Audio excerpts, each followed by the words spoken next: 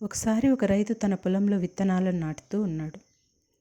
వర్షాలు బాగా రావడంతో ఒక విత్తనం లోపలికి వెళ్ళిపోయింది. అది అందరూ మర్చిపోయారు ఆ విత్తనం గురించి. కొన్ని రోజులు గడిచాయి. మిగిలిన విత్తనాలన్నీ బాగా మొలకెత్తాయి. కానీ ఆ లోపలున్న విత్తనం మాత్రం నిశ్శబ్దంగా అలానే ఉండిపోయింది. తన శక్తినంతటినీ కూడా సేకరించుకొని ఏ రోజైనా కూడా భూమిని చీల్చుకొని బయటికి రావాలి అని ఎదురు చూస్తూ ఉంది. కాలం గడిచింది. కొన్ని రోజులకి ఉన్నట్టుండి ఆ విత్తనం బలంగా ఎదిగింది. మిగిలిన మొక్కల కంటే కూడా చాలా బలంగా ఎదిగింది. ఎందుకంటే అది లోపల కూడగట్టుకున్న శక్తే దానికి అంత బలంగా పెరగడానికి కారణమైంది. సో దీంట్లో ఉన్న మోరల్ ఏంటంటే, మన జీవితంలో కూడా మనం వెనుకబడిపోయినట్టు అనిపించవచ్చు కొన్నిసార్లు.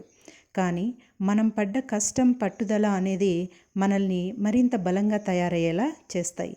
ఆలస్యం అవ్వచ్చు, కానీ ముందుకు రావడమే గొప్ప విషయం. ఇదే ఇందులో ఉన్న నీతి. Thank you.